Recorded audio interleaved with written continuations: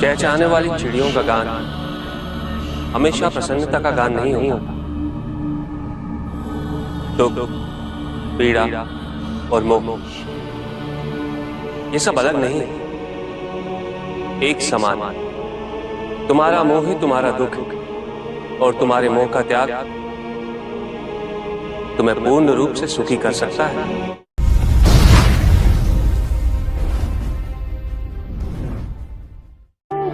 पूजित का साक्षात सामने होना मन को भटकने नहीं देता, किंतु जो सच्चे भक्त हैं भगवान तो उनके मन में, उनके हृदय में निवास करते हैं। जिनके हृदय में श्रद्धा है उनके लिए पूजा करने हेतु अपने आराध्य का साक्षात सामने होना अनिवार्य नहीं।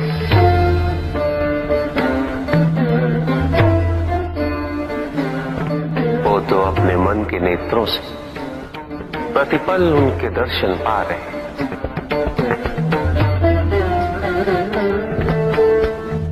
उनकी प्रत्येक अनुभूति में भगवान है।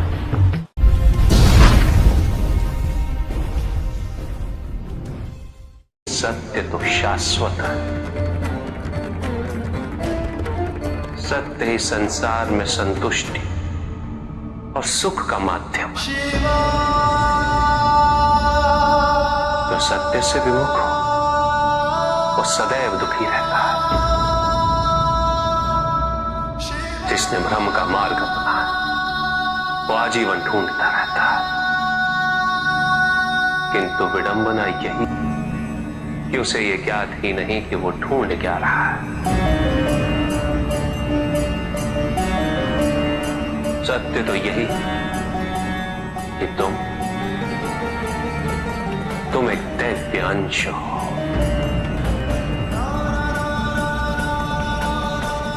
जन्मोपरांत तुम सबने अपने आप को केवल मनुष्य मान लिया और यही विस्मरण तुम्हारे कष्टों का कारण है। तुमने अपने शरीर को ही सत्य माना। लोभ, भय, शंका, असुरक्षा, छल, इन सब को अपने जीवन का आधार बना लिया।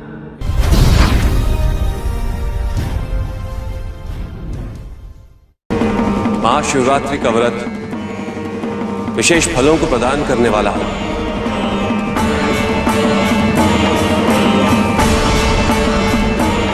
इस व्रत को रखने से पुरुषों की सारी मनोकामनाएं पूरी हुई।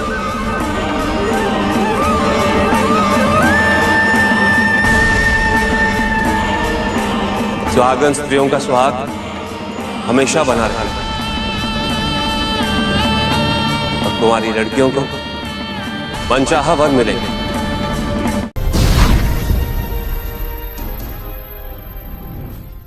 पुत्र और पुत्री में भेद करना उचित नहीं, किंतु तब भी कुछ व्यक्ति ऐसी मूर्खता कर बैठते क्योंकि वो कन्या की महिमा से अपरिचित है, क्योंकि वो ये समझ ही नहीं पाते कि कन्या का सम्मान करना प्रत्येक व्यक्ति का धर्म है,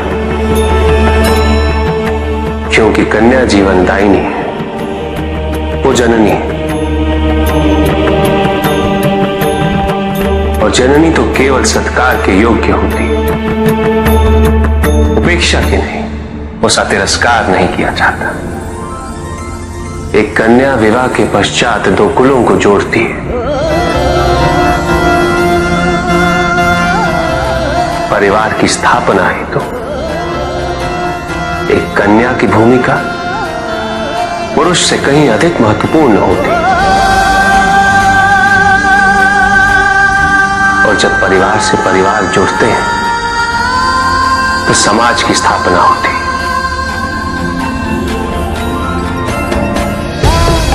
पुत्री को परिवार में, समाज में वही स्थान मिलना चाहिए वही अधिकार प्राप्त होना चाहिए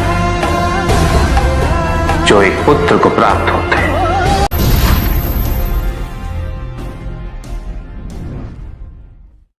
प्रेम क्या है? बताइए महादेव, कृपया बताएं कि प्रेम का रहस्य क्या है? क्या है इसका वास्तविक स्वरूप? क्या है इसका भविष्य?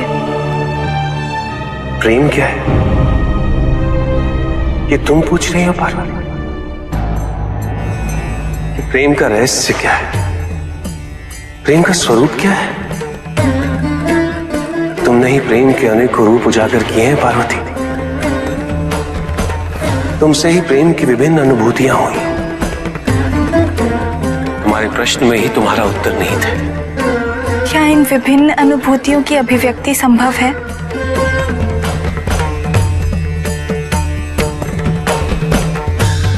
सती के रूप में जब तुम अपने प्राण त्याग मुझसे दूर चली गई,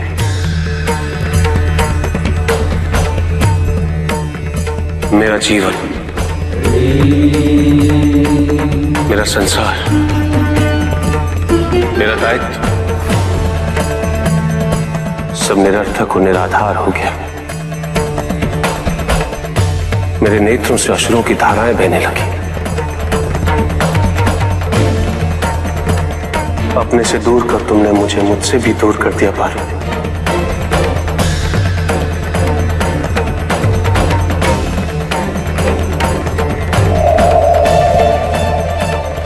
यही तो प्रेम है पार्वती। तुम्हारे अभाव में मेरे अधूरेपन की अति से इस सृष्टि का पूर्ण हो जाना, यही प्रेम है। तुम्हारे और मेरे पुनः मिलन करवाने हेतु इस समस्त ब्रह्मांड का हर संभव प्रयास करना, हर संभव षड्यंत्र रचना।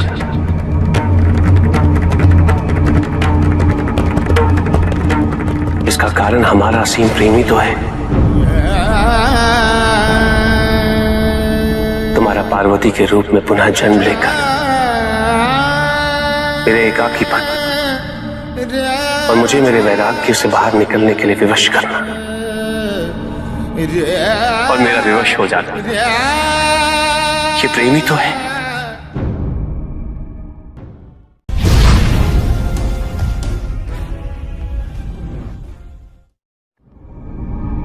चंद्रमा उसी जल में प्रतिबिंबित होता है जो जल शांत स्थिर। यही तो समस्या होती है मन की। मन कभी भी शांत नहीं हो पाता है। जहां शांति नहीं वहां कुछ भी नहीं रुकता। समुद्र की लहरों की भांति विचारों का उपद्रव मन को निरंतर स्थिर रखता। कुछ भी सुनने और समझने के लिए मन का मौन रहना आवश्यक है, किंतु मन मौन रहना नहीं जानता। वो तो निरंतर कुछ ना कुछ कहता रहता। प्रतिपल शब्दों का आक्रमण चलता रहता है मन पर, और यही आक्रमण है जिसके कारण व्यक्ति कभी भी शब्दों के परे नहीं जा पाता। जहां जीवन की सत्यता का बोध उसकी प्रतीक्षा कर रहा होता।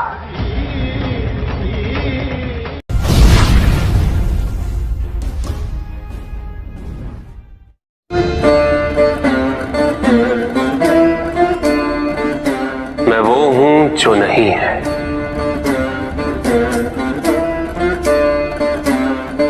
जो नहीं है वो मैं हूं।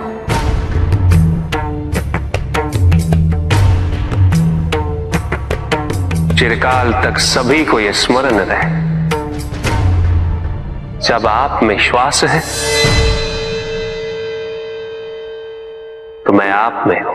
देव देव महादेव शिवा, देव देव। और जिस क्षण आप में श्वास नहीं, तब आप मुझ पे। देव शिवा देव देव महादेव।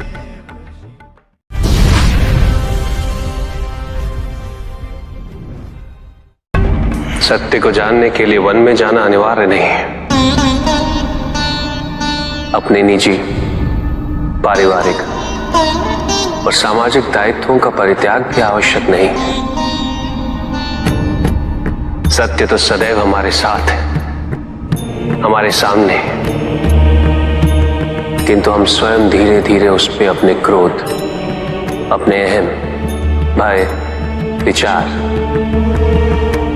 और महत्वाकांक्षाओं जैसे कई आवरण चढ़ा देते हैं। सत्य हमसे नहीं, हम स्वयं सत्य से दूर हो जाते हैं।